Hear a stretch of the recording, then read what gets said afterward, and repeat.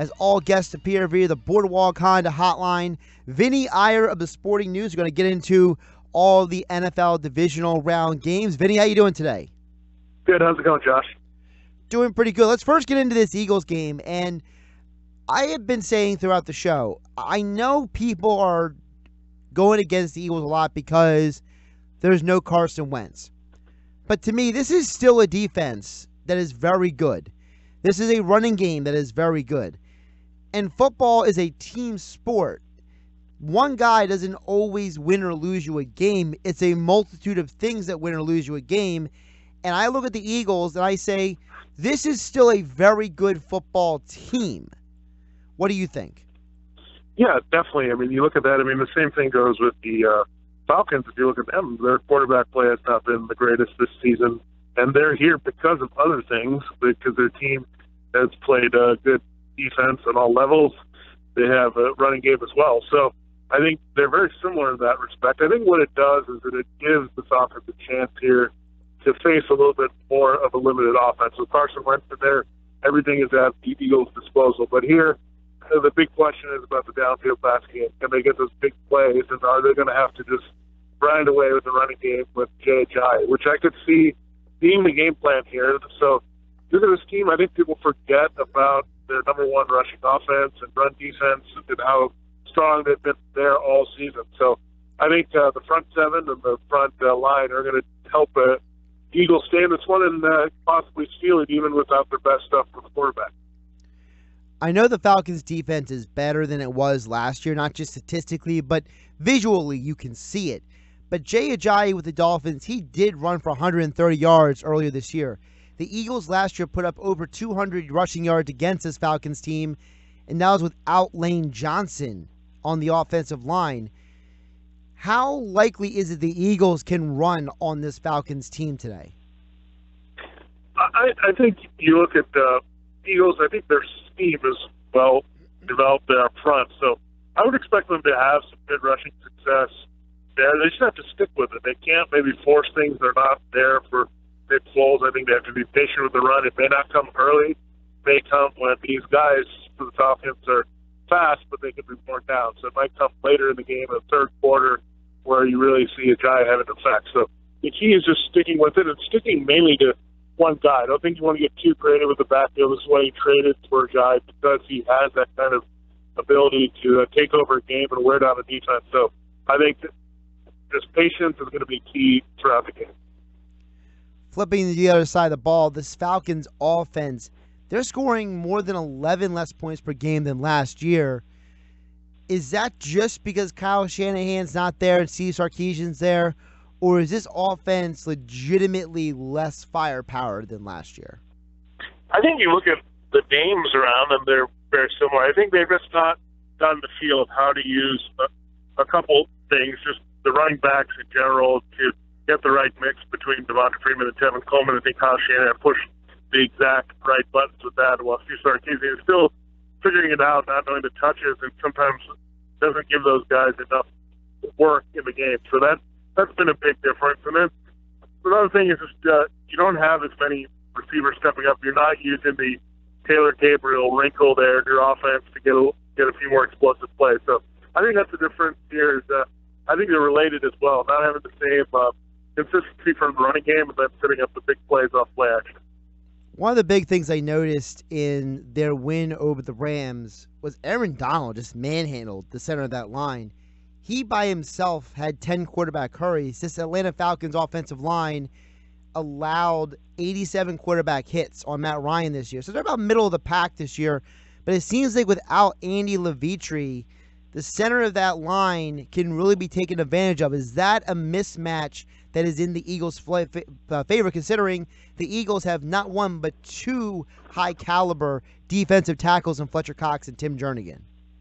Yeah, I think that's definitely a matchup to watch here. I think Alex Mack did struggle a lot last week just because he's overwhelming. I think everybody does struggle, just Aaron Donald in general. But you have to think of the blueprint. It's been what Jim Schwartz has done all year.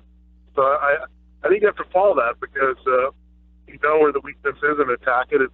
I think if you get Matt Ryan off the spot a little bit, get pressure in his face, I think that's how you disrupt him a little bit more, because I think he's a little bit more mobile than you think when you're trying to get to him off the edge. I went and did some research, Vinny, and I found this very interesting. The Falcons are, in the last 2 seasons, they're 6-8 when Julio Jones gets 6 or more catches in a game, which I went and double-checked because I couldn't believe it when I first saw it.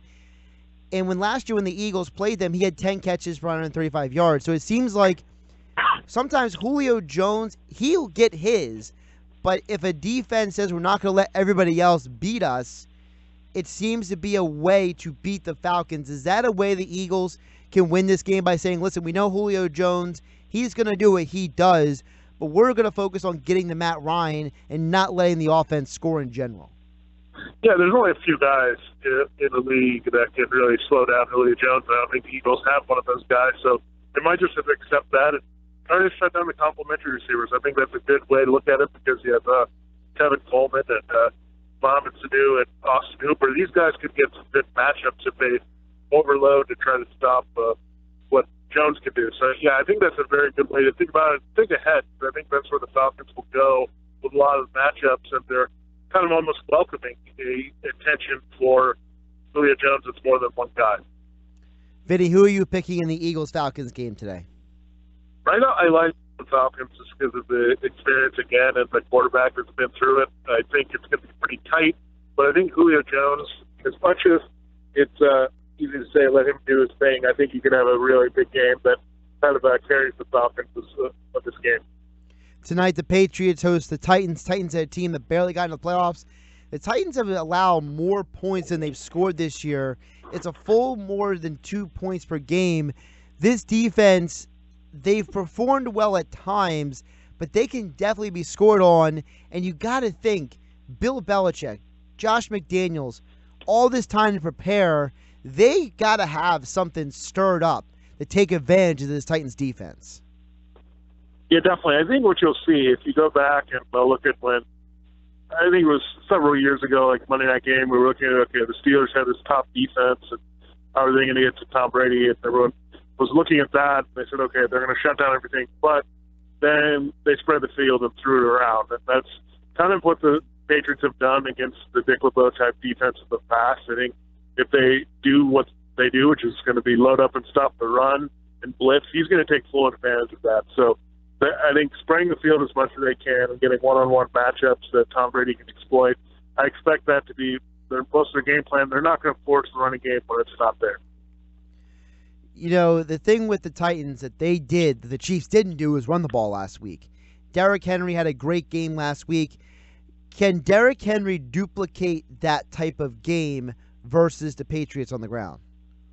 I definitely think he can. It's this guy that every time he touches the ball is a threat to go the distance. It doesn't matter if it's a catch or a carry. He's going to be that dangerous because he just built ahead of steam and he's gone. So I think you have to worry about that if you're the Patriots. I think for them, Titans, really, it's better if he's not making those big plays and if they can have like sustained chunk runs, 5-6 yards, where they can stay on the field for a while and kill some clock. So I think he definitely has that potential, especially against the Patriots, who have struggled against the run, giving up 4.7 yards per carry this season. It looks like there's not going to be any Rex Burkhead or Mike Gillislee tonight, and it looks like James White is going to be active for the Patriots. So what do you expect to see from the Patriots offense tonight? Well, I think James White is a guy that I would circle in on because he's a guy that is the matchup beater, the blitz beater, that if they spread the field, keep in mind they don't have the same depth here without Julian Edelman. So they're going to need James White to line up as a wide receiver quite often. I think he could be a big factor in this game. In the past game, as he sees a lot of snaps. And who are you picking for the game today for the Patriots and Titans? I like the Patriots, but I think it's going to be close. I think it's 13.5 or 14, whatever the line is right now. But I would expect it to be under 10 points for this one. So with Vinnie Iyer of the Sporting News joining us here on the Boardwalk Honda Hotline here on 97.3 ESPN. Follow him on Twitter at Vinnie Iyer. Iyer spelled I-Y-E-R. Vinnie Iyer, one word on Twitter. Before we get into the Steelers-Jaguars game, one of the news items that came out today, Vinny, going first to the Vikings-Saints game tomorrow.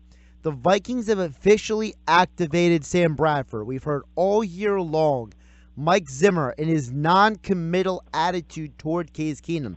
Even though Case Keenum in some ways, is part of the reason why the Vikings are in the playoffs. So if they're activating Sam Bradford, is that the guy to have Case Keenum looking over his shoulder? If he has a bad first half versus the Saints, are they going to be trotting out Sam Bradford after all these weeks and with all of his injury issues? Well, I think they needed to have that backup option because they didn't really have one without him in there that you could rely upon at this point. I don't think they were going to put Teddy Bridgewater in a situation in the playoffs. So I think it's a good insurance. It's also a good insurance to keep in mind for next year because all three of these guys are free agents. They have to think about all three of them next year. And there's a good chance that Case Keenum could go wherever Pat Shermer goes and they lose him or some other team makes a good offer. So they look at all their options. And Bradford's there. I mean, you got to have a backup that is capable, that you feel comfortable with in this type of game or even going forward the next two games, hopefully, for the Vikings. So I think activating Bradford makes a lot of sense. We saw the Saints and Vikings play earlier this year, but it was like different teams back then. Adrian Peterson was on the Saints. Sam Bradford was the starting quarterback for the Vikings. It seems like both of these teams have evolved and morphed throughout the year to get to this point. So what do you expect? And I'm focusing on the Vikings defense, which is arguably the best defense in the NFC, versus Drew Brees and that Saints offense that has a high-powered running game. Yeah, I think you're going to see two teams that are very similar in this one. You look at I was looking at the receiving production of these two guys on each side, Adam Thielen and Stephon Diggs. On the other side, Michael Thomas and Ted Ginn Jr., very similar production this year combined in the types of players they are. One's a kind of a possession guy, one's a big play threat type. So pretty even with the running backs as well, with Murray and McKinnon and Ingram and Kamara. So I expect a very tight, well-played game with some good scoring back and forth and maybe decided by a field goal in the end. So who are you leaning with tonight? I mean, for tomorrow? I think I'm going with the Vikings just because they're at home, and I think they're the better defense. They can make a key stop here or there to keep the Saints from pulling away. Another rematch tomorrow is the Jaguars versus Steelers game. And the funny thing about that game is the fact that both these teams wanted each other. You know, the Jaguars definitely wanted this rematch. Ben Roethlisberger wants some redemption against them. You know, what do you think of this matchup? Do you think we could see a replication of what happened during the season, or could we see a very, very different game tomorrow afternoon?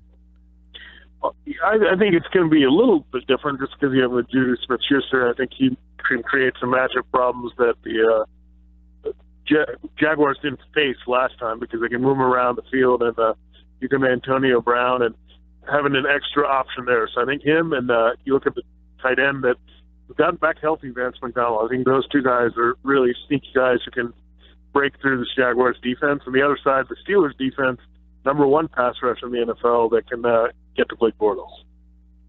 One of the things that interests me about the Blake Bortles thing, and I don't really care about what he said as much. If people are making, I think, more a big deal about that, it really should be. To me, about Blake Bortles is the stat they showed during the Bills game, the fact that he has the fourth highest rushing yards per attempt of any quarterback in NFL history, and you saw it in the Bills game. You know, I go back, I rewatched the Steelers-Jaguars game. The Jaguars were able to run the ball on the Steelers, and that was with Ryan Shazier in the middle of that defense. Can Blake Bortles, Leonard Fournette, Chris Ivory, these guys maybe wreak some havoc on the ground against the Steelers without Ryan Shazier possibly having to shadow anybody? Because to me, the Steelers, there's a big void in the middle there.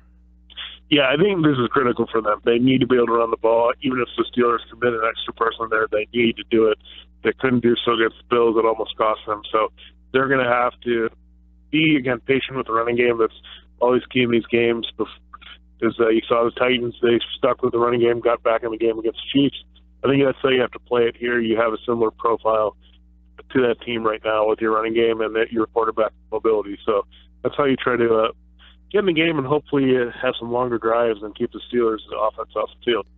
Before I ask you your pick for the Steelers-Jaguars game, is it just me or is Le'Veon Bell just talking too much?